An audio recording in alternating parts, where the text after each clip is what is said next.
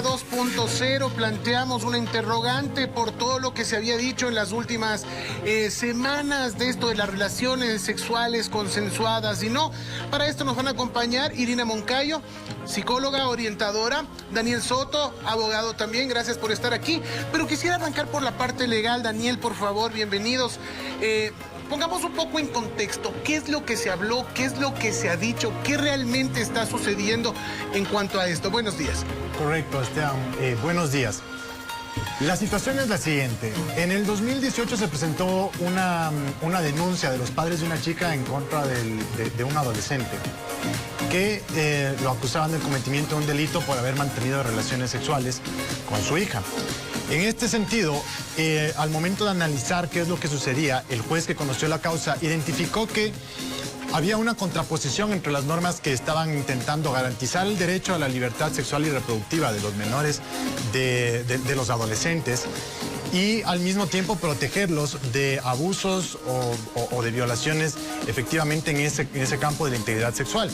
Así que se elevó una consulta a la Corte Constitucional para identificar si una disposición, específicamente la del artículo 175, numeral 5 del COIP, que indicaba que la opinión o el consentimiento de los menores de 18 años para cualquier caso en donde se estuviera investigando un delito sobre la integridad sexual y reproductiva es completamente irrelevante. Es decir, los menores de edad no podían indicar si es que había o no consentimiento en cualquier tipo de relación sexual. Entonces, esto se contrapone con varios artículos de la Constitución, entre ellos el 44, 45 y 46, que hablan precisamente de las libertades y de las protecciones de los derechos de los adolescentes, en donde se les indica que, o se reconoce que ellos también tienen un periodo de madurez y que precisamente inicia a esos 14 años. De manera general, desde luego, no es una regla que les aplica a todos, y a partir de ahí se busca cambiar esta posición estricta que tiene la norma para que se empiece a tomar en cuenta ese consentimiento de los y las menores de edad, pero que son mayores de 14 años, que no han cumplido 18 y que han mantenido relaciones sexuales. A partir de eso, entonces, se generó la sentencia y se han venido presentando opiniones de un tipo y otro que provocaron sobre todo la malinformación de indicar que ahora los menores de edad pueden tener relaciones, los mayores de 14 años pueden tener relaciones sexuales prácticamente con quien quisieran, y no es así. No es así. Hay ciertos límites y desde luego a la hora de juzgar se van a tener las consideraciones que se pusieron dentro de esta sentencia y que tienen que ser estudiadas en cada caso. Irina, bienvenida, feliz año para los dos. Cuéntanos un poquito, se habla de que tienen una madurez a los 14 años, no tienen una madurez a los 14 años. Creería yo que es bastante relativo, no sabemos y no podemos juzgar el caso de cada uno de los chicos, pero cuéntanos un poquito tú desde tu experiencia, ¿a qué edad crees que una mujer, que un hombre estén preparados para poder mantener ya relaciones sexuales? Bueno, muchísimas gracias, buenos días, igual feliz año para todos. Es un gusto estar aquí, especialmente porque es importante que nosotros empecemos a considerar la contraposición, las paradojas en las que entramos.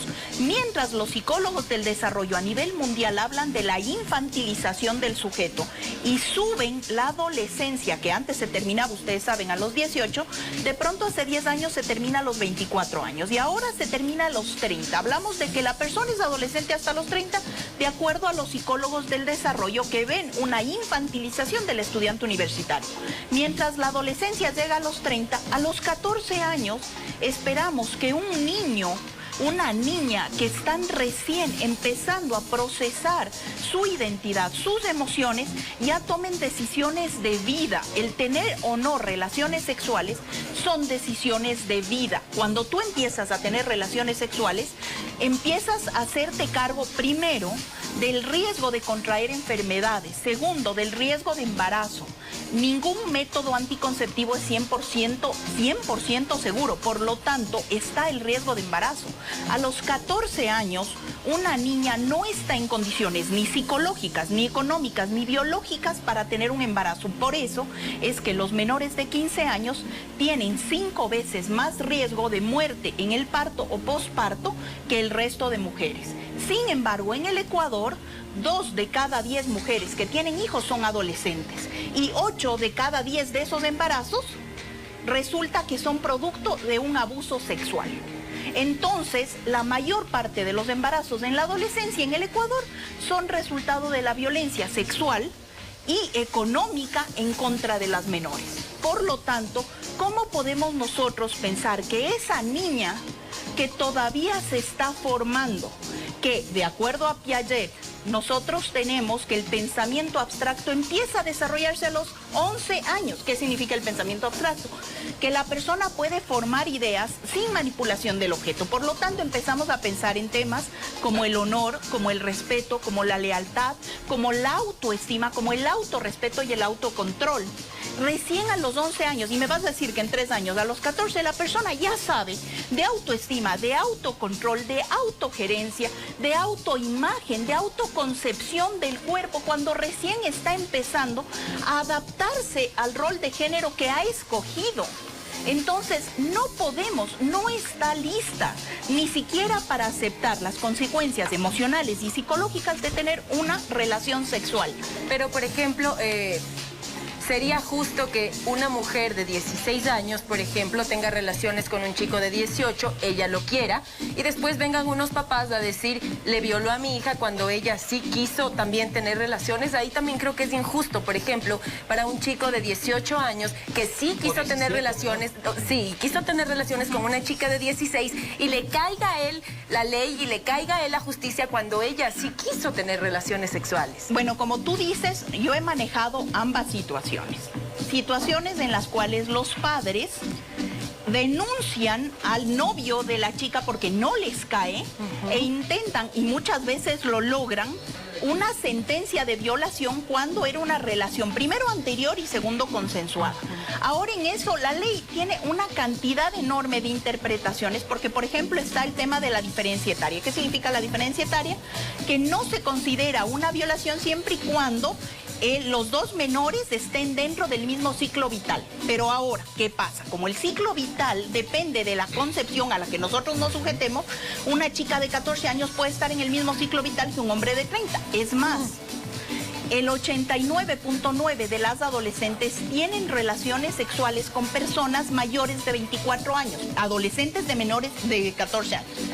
Y 7.5% de esas tienen relaciones con hombres que son mayores de 30 años. Me vas a decir que en una situación de poder, en el que tienes un hombre de 24 años o de 30 años, es otra cosa. Claro. Entonces, nosotros tenemos, como decía nuestro querido abogado, tenemos que analizar caso por caso, pero ya analizando el contexto global, cultural, psicológico, de la mitología personal que se imprimen los adolescentes en el Ecuador, no les estamos dando las herramientas para que se cuiden, no les estamos dando las herramientas para que puedan afrontar una relación emocional, romántica, mucho menos sexual, con la madurez del caso. Comencemos por esto.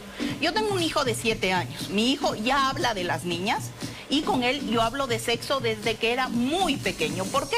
Por el tema de los abusos sexuales, de el abuso sexual que sí está presente en las instituciones educativas, por lo tanto hay que preparar a los niños.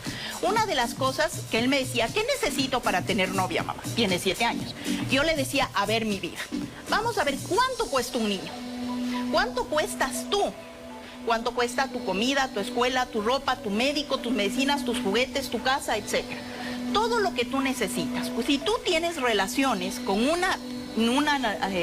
con tu novia, obviamente hablando en el futuro, porque en esa edad y empiezan a preguntarse, él me decía, eso significa que si yo tengo relaciones, tengo que estar dispuesto a mantener a mi novia o tal vez a un hijo. Me dice, entonces no quiero tener relaciones sexuales hasta que me gradúe el PhD, mamá. Bueno, muy bien. Yo así, vamos, sí, que así sea. Dios, que así sea. Daniel, bueno, muchas personas están comentando, muchísimas gracias. Dicen, no estoy de acuerdo de las relaciones consentidas a partir de los 14 años de edad porque va a haber embarazos no deseados, aunque se dialogue con ellos y tengan más educación sexual en los colegios.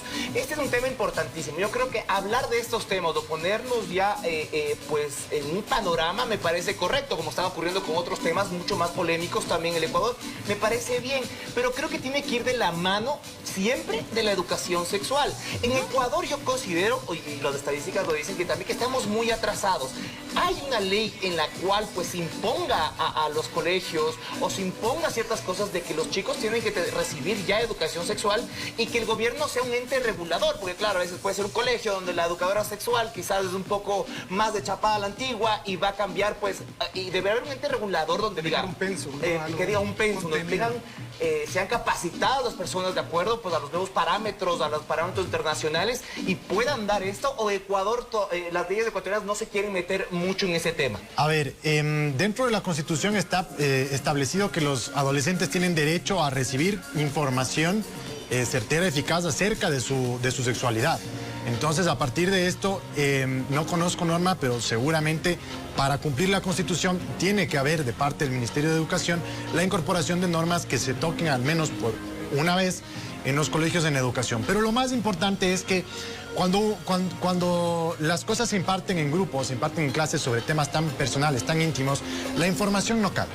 Es por eso que en realidad de donde los adolescentes reciben la información es desde los centros especializados a donde pudieran acudir como a Profe, por ejemplo. Ellos, los adolescentes que reciben esta información en una sola clase ya saben a dónde pueden ir, ya saben que pueden contar con asesoría especializada, ya saben que ahí incluso les van a dar asesorías respecto de métodos anticonceptivos y de incluso de psicología y del conocimiento propio de los adolescentes para que puedan llevar a cabo esta experimentación. Y esto es algo importante porque la sentencia recoge algo que es una realidad, independientemente de lo que vemos, la teoría nos puede decir que hasta los 30 años podemos ser considerados adolescentes. La realidad es que los adolescentes empiezan a explorar su sexualidad a partir de una edad cercana o alrededor de los 14 años. A mí me parece un tanto radical ponerle ese número porque si un chico o una chica tienen 13 años y 11 meses, exacto, es delito. A eso pero voy yo también. 2 días después ya no es delito. Entonces, ahí hay una condición que se viene desagregando a través de lo que nos decía la experta, que no es que por cumplir una edad ya el consentimiento va a estar dado, sino que hay que ver específicamente ese grado de madurez y esa concepción que tiene sobre la realidad. Es hilar muy fino, Daniel, pero perdón que haga nuevamente esta repregunta. ¿Qué factores serían considerables o condenables, digamos, en este tipo de situaciones? Es hilar fino, es complejo, cada caso es un mundo, pero más o menos... Correctísimo. La sentencia causó mucho ruido, ¿sí? Lo cierto es que esa ventana de poder mantener relaciones entre adolescentes, aunque no la queramos ver, siempre ha estado abierta. Sí, los adolescentes tienen relaciones y pocas de las veces se denuncian los casos entre estas relaciones para que los menores infractores vayan a ser procesados, lo cual desde un punto de vista puede ser justo y desde otro punto de vista puede ser injusto. ¿A qué me refiero? En una generalidad, según la sentencia, hay alrededor de 280 adolescentes que están en centros de rehabilitación por este tipo de actos que están penados. 280 parecen no ser mucho, pero para la vida de cada uno de esos 280, que en realidad hubieran tenido una relación sexual consentida con su pareja, están pagando una pena en donde quién puede consentir y quién no. Entonces, ¿cuáles son las concepciones? Aquí lo que estamos hablando es que si de 14 a 18 años se mantiene una relación en donde hubo engaño, amenaza o extorsión de algún tipo, que está tipificado en el artículo 167 del COIP, el delito se llama estupro, entonces ya podría haber el cometimiento de un delito, pero la diferenciación es que antes no se podía contar para nada con la opinión, con el consentimiento del menor de edad, del adolescente o la adolescente, y ahora se tiene que contar con ese consentimiento, pero ese consentimiento no es prueba irrestricta para determinar si es que hubo o no un delito, sino que se tendrán que analizar alrededor de todo el caso cuáles son los hechos que se presentaron para identificar si precisamente hubo o no amenazas, hubo o no engaño y si ese consentimiento fue dado libre de vicio. Solo un tema, solo para que nos dé un poco aclarar este tema. Las personas que pagan, estos 280 chicos, ¿son más hombres o son más mujeres? ¿Las mujeres también podrían pagar una condena? Todos si hombres. Es que, o todos hombres. Según la sentencia, todos hombres, pero también de estos todos hombres habrá que suponer unos que sí han tenido el consentimiento de la chica y otros que tal vez no lo sé. Claro. Pero sí hace una referencia a que ese número plano de 280... Pero una mujer también podría pagar la condena. Podría. Legalmente Claro, podría, pero es no que alcanza. evidentemente si es que la relación, por la diferencia del grupo etéreo, es que una chica de 17 años con un chico de 13 años, ya hay una diferencia, pero justo ahí es esa duda, ¿no? ¿A qué consideramos grupo etario y cuál es el rango?